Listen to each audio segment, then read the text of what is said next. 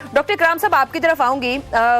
एक तरफ रखते हुए जो हमारा खसारा है, जो हमारे कर्जे हैं, हमने रेवेन्यू भी जनरेट करना है। टैक्स कलेक्शन एक बहुत बड़ा मामला और मसला है। आज तक हम स्ट्रक्चरल रिफॉर्म्स नहीं देख सके। ये जो हदफ रख दिया गया है 92 खरब का, ये मुमकिन रहेगा रखना? हमें जिन इस्लाहात की जरूरत है, हम उस तरफ बढ़ क्यों नहीं पाते हैं?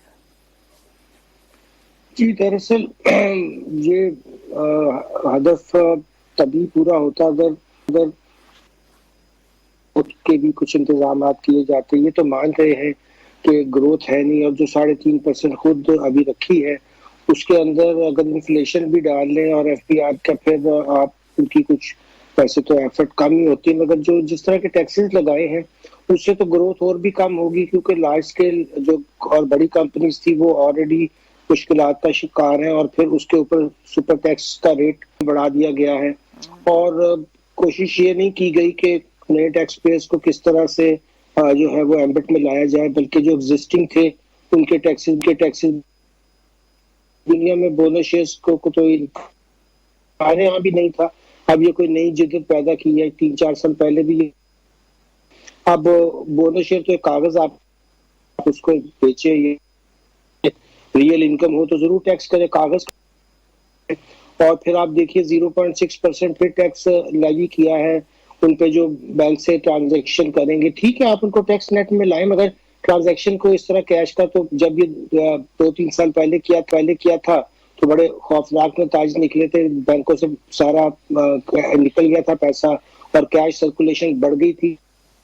कहते हैं कि हम डॉक्यूमेंटेशन करना चाहते हैं, और कभी जो तो लोगों को मजबूर कर रहे हैं इकोनॉमी से निकलकर और वो इनफॉर्मल में जाए, तो ये इतना मैंने कभी देखा नहीं कि जो बजाय आप बेहतर अलाइनमेंट्स करें। रिफॉर्म तो खैर चलिए अब छोड़िए क्या करने हैं लोगों ने, मगर आप अलाइनमेंट्स ही ऐसे कर ले जिस फायदा हो और डिस्टॉर्शंस कम हो, आपकी बेस बढ़ जाए, आपके टैक्सेस में कुछ रैशनैलिटी आ जाए। इससे तो इन्वेस्टमेंट जो थोड़ी बहुत होनी भी थी वो भी नहीं होगी। सर, जब हम टैक्स बेस बढ़ाने की बात कर रहे हैं, हमें भी मीडिया में बजट हम भी एनुअली कवर करते हैं, ये बात हम कई सालों से, बल्कि अब दहाई से ही सुन रहे हैं, इससे ज्यादा से। अब टैक्स बेस बढ़ाना है। अपने आसपास मैंने गुज़श्ता कुछ सालों में बहुत से लोगों को देखा, बहुत कम सैलरीज के साथ भी लोग अपने एनटीएन बनवाते हैं, उस टैक्स नेट के अंदर आने की कोशिश करते हैं अगर उनकी सैलरी के ऊपर मार्जिन है। एक ट्रस्ट डेफिसिट दिखता है एफबीआर के साथ आम लोगों का। वो टैक्स बेस का हिस्सा बन जाए तो लोग कहीं ये महसूस करते हैं कि हम पे दबाव बढ़ना शुरू हो जाता है, वो टैक्स देना हमारी फैसिलिटेशन का बायस नहीं बनता है। कहां पर कमी है, या हम उन रिफॉर्म्स की तरफ नहीं बढ़ पाते कि एक शहरी का अपनी हुकूमत पर एतमाद बढ़े, कि वो एक रिस्पॉन्सिबिलिटी से उस टैक्स बेस का हिस्सा बने और बनना चाहे, मगर उलट होता है। अगर कोई बनता है तो चंद सालों में भागने की कोशिश करता है इस निजाम से। जाहिर है जो पावर्स उनके पास रखते हैं, और उसके लिए कोई भी अकाउंटेबिलिटी एरिया, कोई अकाउंटेबिलिटी के स्टैंडर्ड को कोई उसको स्ट्रक्चर वो मनमानी करते हैं। आजकल आप जून में देखें, जो आपने सही फरमाया, जो लोगों ने रिटर्न फाइल कर दी थी उनके ऊपर गलत किस्म की असेसमेंट्स कर उनके बैंक अकाउंट फ्रीज करते हैं, और एक तूफान बदतमीजी होता है। जो आप फिर ऐसे हालात में तो कोई भी टैक्स रिटर्न, आपने कहा कि सैलरी वाले लोग तो चले उनकी सिंपल रिटर्न होती है, मगर बिजनेस वाले जो 6-7 लाख सिर्फ फाइल करते हैं, क्योंकि वैसे भी 10-11 पेज की रिटर्न को बनाना, उसको अंग्रेजी में समझना लॉ को बहुत मुश्किल है। कई दफा था इसको सिंप्लीफाई किया जाए, और फिर ये कि कुछ कदगन लगाई जाए कि बिला वजह हर एक को नोटिस नहीं दिया जाएगा जब तक कोई बहुत स्ट्रॉन्ग रीजन ना। उसके ऊपर फिर कोई ओवरसाइट का निजाम तो जुडिशियल भी नहीं है माशाल्लाह। जो टैक्स अपीलेट सिस्टम है उसको तो बिल्कुल नकारा किया हुआ है। तो जहां जहां भी कोई किसी जगह भी हाई हैंडेडनेस होती है उसको किसी तरह स्ट्रक्चर तो किया जाता है, उसके ऊपर कोई ओवरसाइट की जाती है। तो यहाँ तो बिल्कुल शितर बेमहाल, जिसकी जो जी चाहता है वो अब्यूज ऑफ पावर करता है और उसको कुछ भी नहीं कहा जाता। तो फिर लोग क्यों रिटर्न फाइल करेंगे? और वैसे भी यहाँ इसमें रिटर्न फाइल करना इतना मुश्किल है कि जो हमारे 120 मिलियन इस वक्त यूनिक मोबाइल यूजर है जो 15% टैक्स दे रहे हैं, और उनको सारों को रिटर्न फाइल करें तो ठीक है, 80-90 मिलियन को तो रिफंड देना पड़ेगा, मगर इस तरफ कोई सहूलत पैदा की जाए, कोई रिस्पेक्ट की जाए कि गरीब से गरीब लोगों ने भी टैक्स दिया है और उनके पैसे वापस कर दिए, और जिससे लेना है फिर उनसे जो है वो ठीक तरीके से लिया जाए।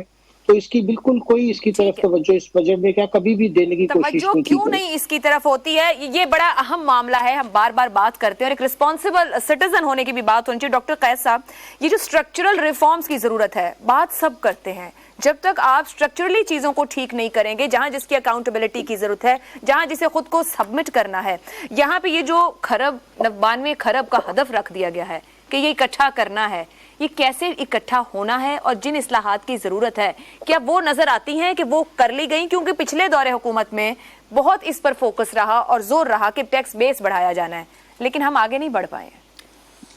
देखिए जी, पहली बात तो ये है कि जब आपकी इकोनॉमी श्रिंक कर रही है, 0.3 कह रहे हैं ऑफिशियली अब ग्रोथ है, जब इकोनॉमी श्रिंक कर रही हो तो टैक्स बेस कहाँ से लाएंगे आप?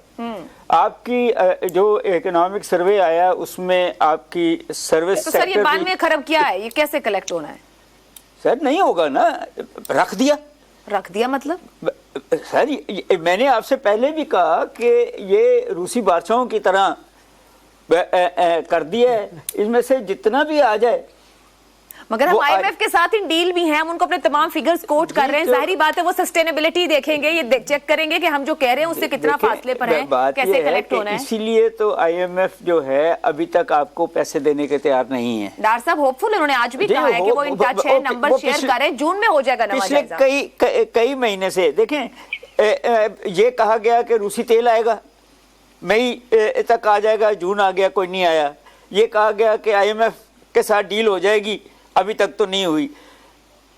बात यह है कि फाइनेंस मिनिस्टर या कोई और मिनिस्टर अगर एक बात कह देता है, सर 7वां बजट दिया है, मैं तो आज पढ़ रही थी, तारीखी रिकॉर्ड एक बन गया है, डार साहब ने 7वां बजट दिया है हमारे लिए। जी, तो 7वीं दफा आप मुश्किलात में जा रहे हैं।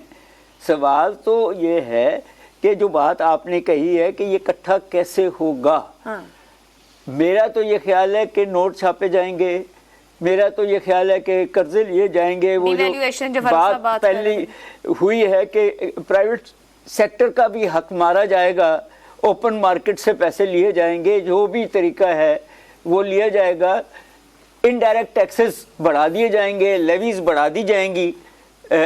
बट ये जो डायरेक्ट टैक्सेस हैं वो इसका सबसे कम हिस्सा वो है, मगर अगर वही ले लें तो बड़ी कमाल होगा इनका।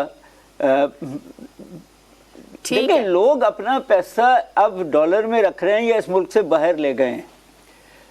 अब तो सिर्फ यही है, ये जो है आपके रिटेलर्स वो आपको सपोर्ट करने को तैयार नहीं है। मेरा तो ये ख्याल है कि जो आपकी डॉक्यूमेंटेशन ऑफ द इकोनॉमी है उसको टैक्स से डील लिंक करें तो शायद लोग उसको डॉक्यूमेंट कर लें। ब्लैक मनी पे चल रहा है, एमएसटी स्कीम्स आप देते हैं, अभी भी शायद अभी कोई नहीं दी मेरा ख्याल से। सर वो डॉलर जो आने हैं 1 लाख या 10 मिलियन लोग बाहर से कुछ तो दिया है ना। बट द पॉइंट इज के बस रख दिए हैं। ठीक है।